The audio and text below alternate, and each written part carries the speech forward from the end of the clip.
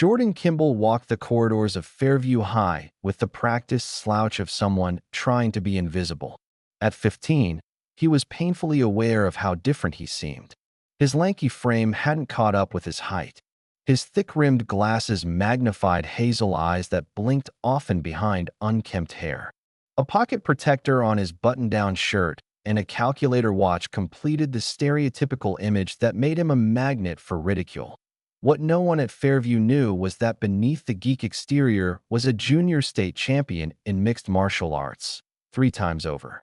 For 6 years, Jordan had trained with his uncle, a disciplined former Marine who ran a humble but serious dojo in a dusty corner of town. Jordan's room was filled with medals and trophies that he never talked about because no one asked, and he never volunteered. His parents, especially his father, had emphasized one key principle over everything: control. You only fight when there's no other choice, his dad often reminded him. Being strong means knowing when not to use it. "Hey, look who it is," a voice boomed across the hall. "If it isn't Mr. MIT. Devin Raines strutted toward him like a peacock in cleats. At 16, he was tall, athletic, and smug in the way only the son of the school board president could be. His hair was always perfectly styled, his cologne arrived before he did, and his posse, Marcus Dorsey and Ty Caldwell, were never more than 2 feet from his side. Jordan quickened his pace, eyes down. Don't respond. Don't engage. It wasn't cowardice, it was restraint. But restraint was being worn thin. He had only transferred to Fairview 3 months earlier, and from day one, Devin had declared open season. It started with mockery. His watch, his shoes, his quiet voice. Then the physical stuff, tripping in the lunchroom, books slapped from his hands. Teachers, especially Mr. Simmons in math, gave weak warnings, but nothing more. Most students either pretended not to see or chuckled along, grateful the spotlight wasn't on them. Among the silent observers was Lana Park from his AP chemistry class. She'd never laughed at him, and sometimes he caught her watching with concern. But concern didn't stop a bully. Action did. "I think he's ignoring you," Marcus jeered, stepping directly into Jordan's path. Jordan sidestepped, making the movement look clumsy despite its martial grace. "Excuse me," he said softly. Ty shoved him into a row of lockers. "What's the hurry, Einstein? Got a Rubik's Cube competition?" Jordan's body wanted to react, to pivot and counter.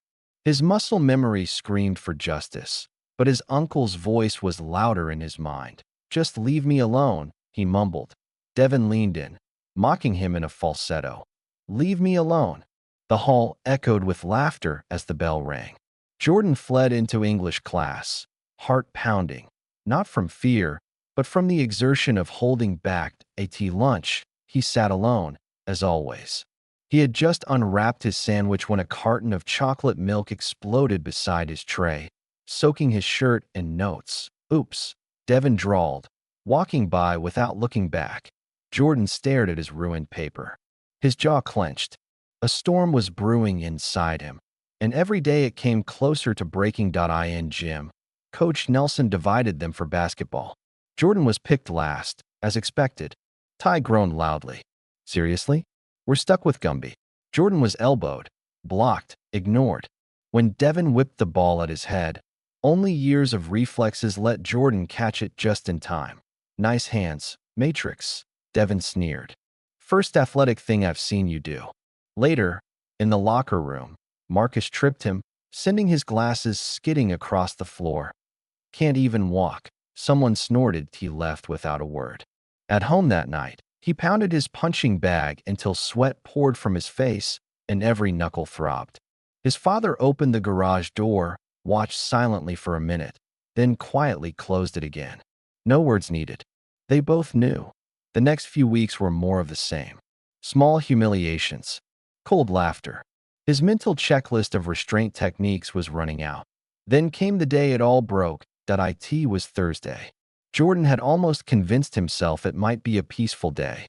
He had left his backpack on a bench by the cafeteria while tossing trash. When he returned, something felt off. Ty was walking away with a smirk. Devin and Marcus watched from across the yard, laughing into their sleeves. Jordan picked up his bag. It was slightly unzipped. Suspicion turned into horror the moment he lifted it. The stench hit first, putrid and sharp. Then the warmth soaked through his shirt. He reached back, fingers coming away covered in brown filth. Laughter erupted. "Oh my God, he's covered in it!" Marcus shouted. Phones came out. Students gagged theatrically. Devin laughed so hard, he had to lean on a bench. "Looks like someone forgot his potty break." Jordan froze. And then something inside him shattered.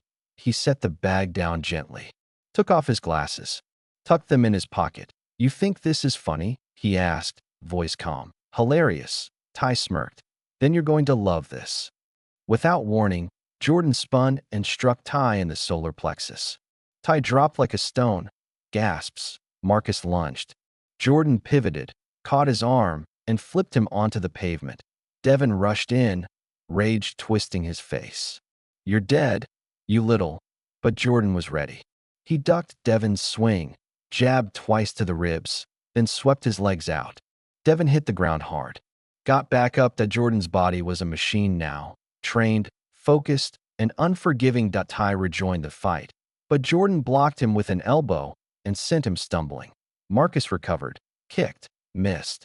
Jordan grabbed his leg and dumped him again. Devin came again. Wild, desperate. Jordan roundhouse kicked him in the head. Devin dropped. The crowd was silent now. Phones still recording. Jordan stood there, breath steady. "I've been a state champ for 3 years," he said to no one and everyone. "I trained 6 days a week. I didn't do this because I wanted to. I did it because you gave me no choice." Mr. Simmons pushed through the crowd, stunned. "What happened here?" Voices rose. Fingers pointed. They put dog poop in his backpack. Lana stepped forward, phone raised. "I got it all. They've been tormenting him for months." More students added their voices. Jordan said nothing. He was already starting to feel the adrenaline fade. To the principal's office, Mr. Simmons barked. Jordan's parents were called. His dad brought clean clothes. He showered in the gym. Outside the office, Lana sat beside him. "That was incredible," she said, but he shrugged. "Not something I wanted to do." "Why'd you let them treat you like that so long?" "My uncle always said fighting is a last resort. That it's about protection, not ego. I think. I snapped today." "You didn't snap," Lana said. "You stood up." Inside, Devin's father shouted at Principal Klein. Jordan heard snippets. "Unprovoked. Overreaction. My son." But the evidence was clear. Multiple videos. Multiple witnesses. Jordan was given detention for the fight. Devin, Marcus, and Ty were suspended. Devin faced expulsion. On the ride home, his dad said, "I wish you'd walked away. But I get it. Your uncle's going to be pissed." "I know," Jordan said, "but I think I needed it." His mom reached for his hand. "Just promise you'll never let anger make your choices." "I promise," Jordan said. "But I'll never let fear make them either." The next morning, he was no longer invisible. Students nodded, clapped his shoulder, asked questions. The fight video had gone viral, at least within the school. He had become a legend. By lunch, he was sitting with people who used to avoid him. Lana beside him. Questions flying. "You really fight?" "3-time champ," he said. "Why hide it?" No one ever asked. Weeks passed. Devin, Marcus, and Ty returned, subdued. They avoided Jordan. Once, Devin approached him. "What we did? It was messed up," he said, avoiding eye contact. "Especially the backpack." "Why me?" Jordan asked. "You were new. You were easy. My dad's always preaching about dominance." "I guess I listened." Jordan nodded slowly. "Then show me you've changed. Don't just say it." Devin nodded and walked away. Jordan didn't hold a grudge. But he didn't forget either. He started a self-defense club with Mr. Simmons sponsoring.